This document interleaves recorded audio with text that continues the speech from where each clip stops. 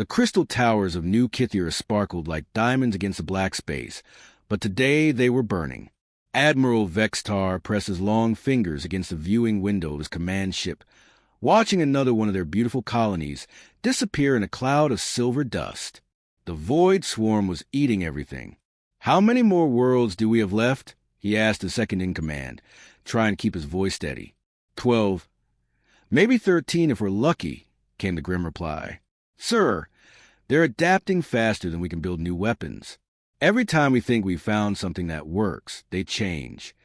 Vextar had been fighting these silicon monsters for 3 years now. The Kytherians were a peaceful people who lived in floating cities made of living crystal. They preferred art and music to war, but when the swarm arrived from the dark space between galaxies, they had no choice but to fight. The problem was, they weren't very good at it. Their energy weapons, which could slice through a mountain, barely scratched the swarm's adaptive armor. Their beautiful ships, designed for exploration and trade, crumpled like paper when the creatures attacked. Even their allies, the mighty Nexus Collective and the wise Alturian Empire, had pulled back their forces after suffering heavy losses. "Send the emergency signal." Vextar finally said, his heart heavy with the weight of billions of lives. "Full spectrum broadcast to every corner of the galaxy. Tell everyone who can hear us that we're dying here." The communication officer nodded and began transmitting the desperate plea. They sent it in every known language, on every frequency. The message was simple. "This is a Kytherian Federation. We are under attack by an unknown force called the Void Swarm. Our civilization is being destroyed. If anyone can help us, please respond. We are running out of time." For days they waited. A few polite responses came back from distant civilizations, offering sympathy, but no real help. The Alturian Empire sent medical supplies, but no soldiers. The Nexus Collective wished them luck, but said their own borders were too important to defend. Then something strange happened. A signal came from a part of space that most civilized species avoided. It was a rough, crackling transmission that barely came through their sophisticated receivers. The voice speaking was harsh and primitive, nothing like the melodious tones of proper galactic citizens. "This is Captain Jack Miller of the Human Defense Force." The voice said through bursts of static, "We got your message about the bug problem. Don't worry, we're on our way. Humans are good at dealing with things that want to eat other people." The bridge fell silent. Vextar stared at his communications officer, who looked just as confused as everyone else. "Did he say humans?" someone whispered. "From where exactly?" Vextar asked. The communications officer checked his readings twice before answering. "Sir, the signal originated from Sector 77 Alpha. That's where the Class 12 worlds are located." A chill ran through everyone on the bridge. Class 12 worlds were Deathworlds, planets so dangerous that most species couldn't survive there for more than a few hours.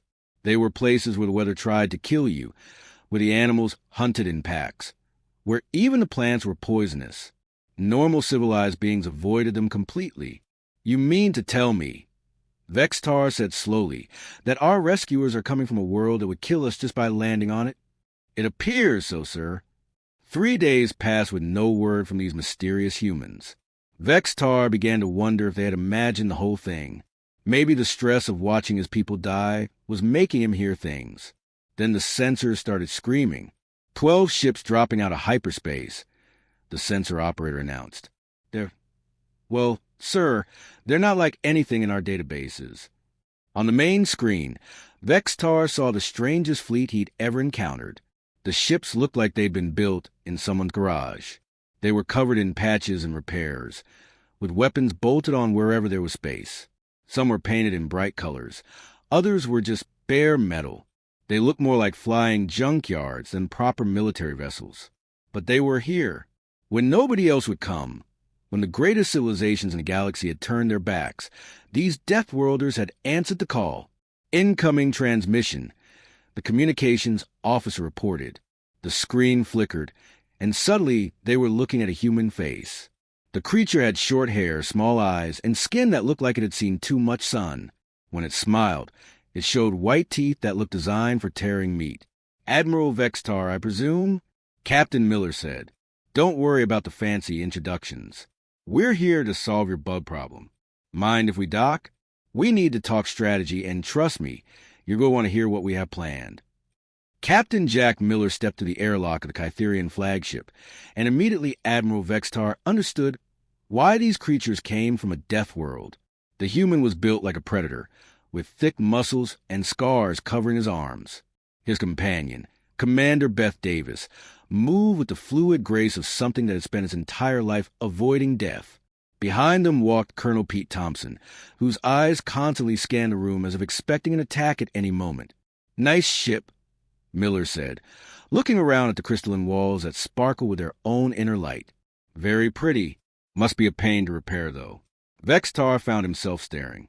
These humans wore crude metal suits that looked like they'd been hammered together by hand. Their weapons were simple projectile throwers, primitive compared to Kytherian energy rifles. Everything about them screamed backwards technology and barbaric society. "Captain Miller," Vextar began carefully, "we appreciate you coming, but I must ask, are you certain your people can help us? The Void Swarm has defeated some of the most advanced militaries in the galaxy."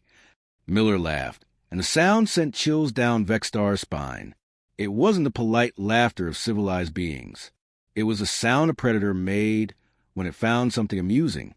"Advanced militaries, huh?" Miller said, "Tell me something, Admiral. How many of those advanced militaries grew up fighting for every meal? How many of them learned to walk on ground that was trying to kill them?" Commander Davis stepped forward, pulling out a small device that projected images in the air. "Earth statistics," she said matter-of-factly. "Gravity 1.2 times galactic standard. Atmospheric pressure that would crush most species. Weather patterns that include storms with winds over 200 miles per hour. Oh, and we share our planet with creatures that see us as food." The images showed massive beasts with teeth like swords, storms that could level cities, and volcanic eruptions that painted the sky red. Vextar felt sick just looking at them. "This is your home world," he whispered. "Born and raised," Thompson said proudly. "And that's just the natural stuff. Wait until you hear about our wars." Davis tapped the device again, showing more images. Human military history spans roughly 10,000 years of continuous warfare. We fought with sticks, swords, bullets, bombs, chemical weapons, and nuclear fire. We've had wars that lasted over a century. We had single battles where more humans died in one day than live on some of your smaller colonies. Vextar staggered backward. You wage war against your own species. How else do you think we got so good at it?" Miller asked, "Look, Admiral, I know we don't look like much compared to your fancy energy weapons and crystal cities. But here's the thing about us Deathworlders. We specialize in impossible situations." A young Kytherian officer burst into the room. "Sir, the swarm has broken through the outer defenses. They're heading for Colony 7. Miller's expression immediately changed from casual to deadly serious. "How long until they reach it?" 6 hours, maybe less." "Perfect. Thompson, get our people ready. Davis, I want full tactical scans of the swarm formation." Miller turned to Vextar. "Admiral, with your permission, we'd like to save Colony 7 as a demonstration of human problem-solving techniques. You want to fight them now?" Vextar asked in shock. "You just arrived. You don't know their capabilities, their weapons, their dash." "Admiral," Davis interrupted gently, "we've been reading your tactical reports during the flight here. The swarm follows predictable patterns. Hive minds usually do. They sacrifice creativity for efficiency. That's their weakness. But they adapt to every weapon we use against them." Miller grinned again, and this time it looked genuinely terrifying. "That's because you keep using the same types of weapons.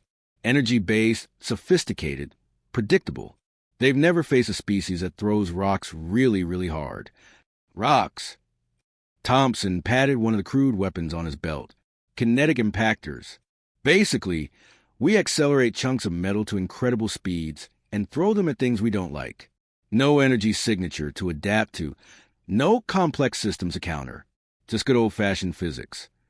The beauty of human warfare," Davis added, "is that we learned to fight in an environment where everything was trying to kill us. We don't fight fair. We don't follow rules. We fight to win, and we're very, very good at it. Vextar looked at these strange, scar creatures from their impossible world. Everything in his civilized mind told him they were primitive, backward, probably useless. But there was something in their eyes, something that spoke of absolute confidence in the face of certain death. "What do you need from us?" he finally asked. Miller's grin widened. "Just point us at the bugs, Admiral. Leave the rest to the professionals." The attack began at dawn, and it was unlike anything the galaxy had ever seen. Captain Miller's fleet didn't form elegant battle lines like proper military forces. Instead, they scattered across space in what looked like complete chaos. The Kytherian officers watching from their command ship thought the humans had lost their minds. "What are they doing?" Admiral Vextar asked, staring at the tactical display. The human ships were moving in seemingly random patterns, some diving toward the planet, others racing directly at the swarm formation. "I have no idea," his tactical officer replied. "It looks like they're playing." That's when the first human ship opened fire, and everything changed. Instead of elegant energy beams, crude metal slugs erupted from the human weapons at incredible speeds. The projectiles slammed into the swarm creatures with devastating force, punching through their adaptive armor like it wasn't even there. The aliens had never seen anything like it. How are they getting through the swarm's defenses? Vextar gasped. Commander Davis's voice crackled through the communications. "Simple physics, Admiral. You can't adapt to a chunk of metal moving at 3% light speed. It's like trying to adapt to being hit by a planet." But that was just the beginning. Colonel Thompson led his Marines in the most insane boarding action anyone had ever witnessed. While the Kytherians watched in horror, human soldiers launched themselves directly at damaged swarm vessels in nothing but metal suits and personal jetpacks. "They're fighting in hard vacuum," the sensor operator reported, his voice shaking. "The temperature out, they would freeze our people solid in seconds." "Yeah, well, space is warmer than the Minnesota winter," came Thompson's cheerful reply over the radio. "Boys, remember what we practiced. These bugs don't have spines, so aim for the nerve clusters behind what passes for their heads." The Marines moved through the swarm ships like they were taking a casual stroll through a park. They used chemical explosives that filled the alien vessels with toxic smoke, weapons that fired multiple projectiles at once, and something they called grenades that seemed designed to make the biggest mess possible. "This is barbaric," whispered a Kytherian officer. "This is effective," Davis corrected. "Watch the swarm's response patterns. They're trying to adapt, but they can't figure out what we're doing because we're not following any tactical doctrine they've encountered." She was right. The swarm creatures, which had easily countered sophisticated Kytherian energy weapons, seemed completely confused by human tactics. They kept trying to adjust their armor and formations, but the humans kept changing their approach. Captain Amy Brooks piloted her fighter in a series of impossible maneuvers, diving between swarm vessels and firing short bursts from her primitive projectile weapons. When her ship took critical damage, she did something that made every alien observer go silent with shock. "This is Brooks," she announced calmly. "My ship's done for, but I've got a full fuel tank and a bad attitude. See you in the next life, bugs." She aimed her crippled fighter directly at the largest swarm command vessel and hit the accelerator. The explosion when she struck was visible from 3 star systems away. She killed herself to damage one enemy ship," Vextar said in horror. "She killed herself to save 1,000,000 Kytherian civilians," Miller corrected grimly. "That's what humans do when the stakes are high enough. We don't surrender, we don't retreat, and we sure as hell don't give up." The battle raged for 6 hours, and was unlike anything in recorded military history. The humans used tactics that seem insane, but somehow worked perfectly. They turned their own damaged ships into weapons, using them as battering rams against swarm formations.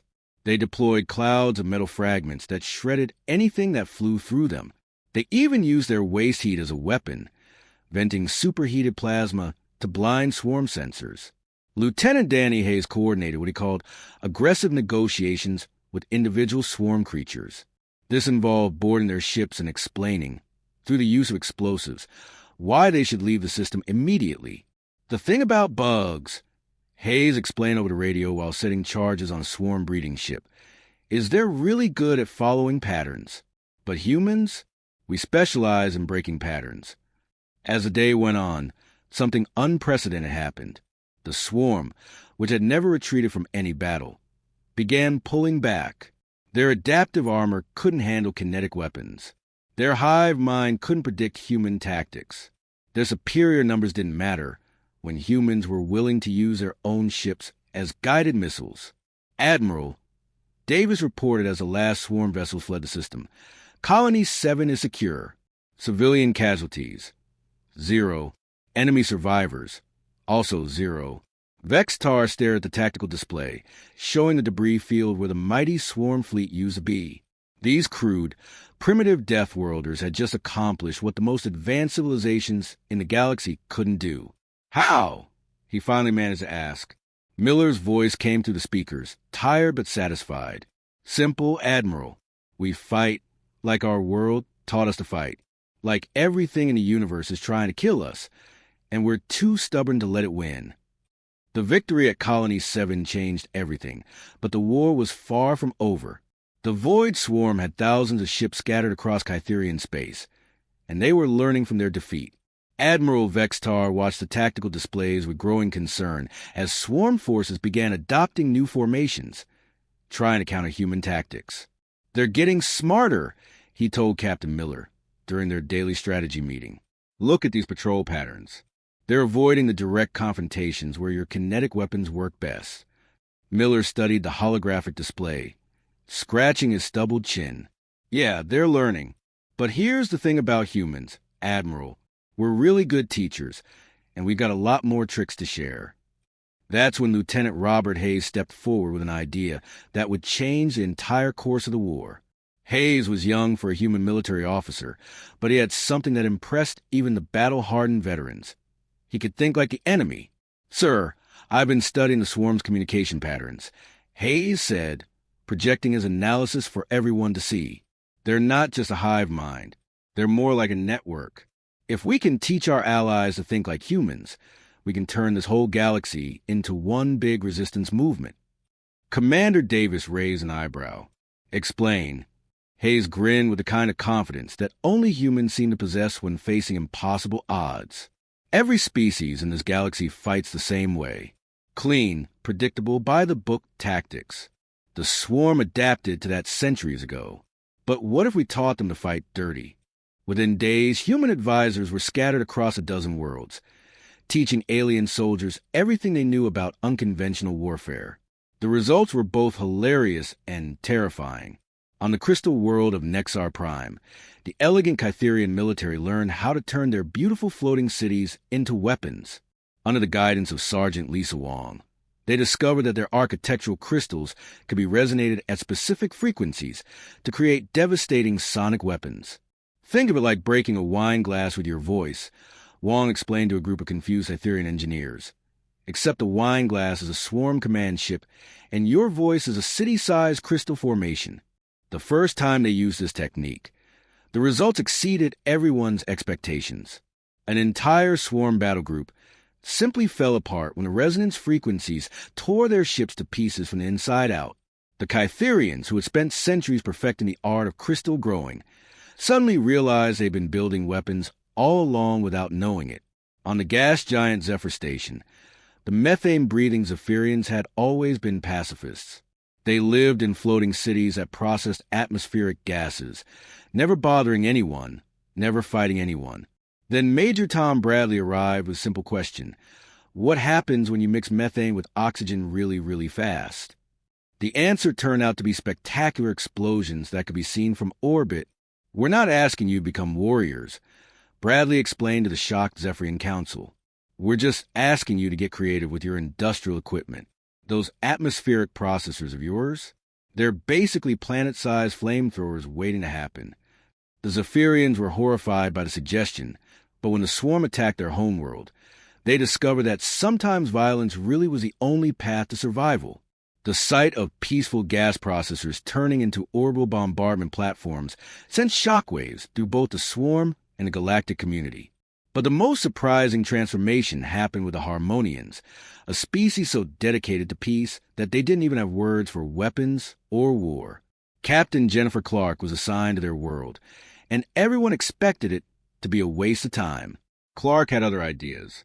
"Look," she told the Harmonian leadership, "I'm not asking you to hurt anyone. I'm asking you to protect everyone.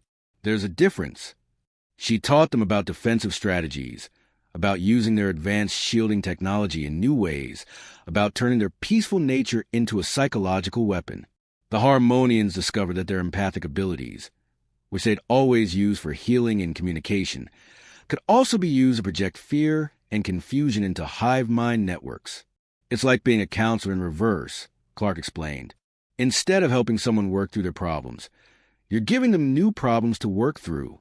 Problems like existential dread and species-wide anxiety attacks. The first time Harmony and empaths attacked a swarm fleet, the alien creatures simply stopped fighting and drifted in space, apparently having some kind of collective nervous breakdown. It was the most peaceful military victory in galactic history. Hayes coordinated all these efforts from a human command ship, watching with satisfaction as species after species discover their own unique ways of causing problems for the swarm. The beautiful thing about chaos, he explained to Admiral Vextar, is that it's contagious. Once one species starts thinking outside the box, others follow. Pretty soon, you got an entire galaxy full of creative problem solvers instead of rigid military thinkers. The swarm had adapted to fight traditional galactic warfare, but they had no defense against an entire galaxy that had suddenly learned to fight like Deathworlders. The final battle for the galaxy's survival came sooner than anyone expected. The Void Swarm, desperate and confused by months of unconventional warfare, gathered every remaining ship into one massive fleet. They were making a last desperate push toward the Kytherian homeworld, hoping to destroy the heart of the resistance before it could spread further. Captain Miller stood on the bridge of his flagship, watching the sensor readings with grim satisfaction. The swarm had taken the bait perfectly. "How many ships are we looking at?" Admiral Vextar asked, his crystalline features pale with worry. "Best estimate? About 8,000 swarm vessels," Lieutenant Hayes reported. "They've pulled everything back from the outer systems. This is their entire remaining force." "And how many do we have?" Hayes grinned with that particular human expression that had become famous across the galaxy. "About 3,000 mixed fleet ships, plus every defense platform, orbital station, and armed civilian vessel in the system. Oh, and one very special delivery that Sergeant Billy Foster volunteered to make." The mention of Foster's name brought a moment of silence to the bridge. Everyone knew what the young sergeant had volunteered to do, and everyone wished there was another way. The battle began at dawn, just like the first human engagement months ago. But this time, it wasn't just humans fighting with impossible tactics. The entire galaxy had learned their lessons well. Kytherian crystal cities resonated with harmonics that tore swarm ships apart at the molecular level. Zephyrian gas processors created walls of explosive atmosphere that turned entire sections of space into burning death traps. Even the peaceful Harmonians joined the fight, their empathic attacks leaving swarm formations drifting helplessly as their hive mind consciousness collapsed into confused fragments. "Look at them," Commander Davis said with pride, watching the tactical display. 6 months ago, these species were fighting like they were in some kind of galactic chess match. Now they're fighting like their lives depend on it. "Because they do," Miller replied. "That's the first lesson of survival on a death world. When something wants to kill you, you kill it first, and you use whatever works." But despite their new tactics and united front, the numbers were still against them. The swarm had learned, too, adapting their formations to minimize damage from sonic attacks and avoiding the gas clouds that had devastated their forces earlier. The battle raged for hours, with heavy losses on both sides. That's when Foster made his move. The young sergeant piloted a modified cargo transport loaded with fusion bombs directly toward the heart of the swarm formation. His ship looked like any other supply vessel, nothing that would attract special attention from the enemy fleet. But hidden in its cargo bay was enough explosive power to crack a moon in half. "Foster, you still have time to turn back," Miller said over the radio, though everyone knew the sergeant wouldn't take the offer. "With respect, sir, no I don't," Foster replied calmly. "These bugs killed too many good people. Time to return the favor." The Swarm Central Command Cluster was a massive structure the size of a small city, surrounded by their most powerful warships. It coordinated the movements of their entire fleet, processing information from thousands of individual vessels and sending out tactical commands. Destroying it would leave the swarm forces leaderless and confused. Foster's ship slipped through the outer defenses, his plain appearance and transponder codes marking him as just another logistics vessel. By the time the swarm realized what was happening, it was too late. "Tell my folks back on Earth that I say goodbye," Foster transmitted as his ship disappeared into the command cluster's docking bay. The explosion lit up half the solar system. When the light faded, the swarm central command structure was gone, and with it, the coordination that made their fleet so dangerous. Individual swarm vessels began attacking each other, their disrupted hive mind unable to distinguish friend from foe. The remaining battle was cleanup work. Confused and leaderless, the swarm forces scattered across the system, easy prey for the combined galactic fleet that had learned to fight like humans. In the aftermath, as the last swarm vessels fled into deep space or were destroyed, Admiral Vextar approached Captain Miller with an offer that would have made any species proud. "Captain," he said formally, "the Kytherian Federation would like to offer humanity full membership in our alliance. We'll share our most advanced technologies, grant you access to our trade networks, and give you a permanent seat on the Galactic Council." Miller looked out at the debris field where the great battle had been fought, thinking of Foster and Brooks and all the other humans who had died to save civilizations they'd never even heard of 6 months ago. "Thanks, Admiral, but I think we'll pass on the formal membership," he said finally. "We're more interested in something else." "What's that?" Miller smiled that dangerous human smile that had become legendary across the galaxy. "Mutual defense agreements. See, we've learned something important these past few months. The galaxy's a dangerous place, full of things that want to hurt peaceful folks. And humans, we're really good at explaining to those things why that's a bad idea." Within a year, the phrase called the humans had become the galaxy's standard response to impossible situations. Other species would discover threats they couldn't handle, problems they couldn't solve, enemies they couldn't defeat. And somewhere in the dark between the stars, crude ships with primitive weapons and crews who refused to accept defeat would answer the call. The universe had learned that sometimes the best help comes from those who grew up expecting everything to try to kill them, and who had spent their entire existence proving that they were too stubborn to die.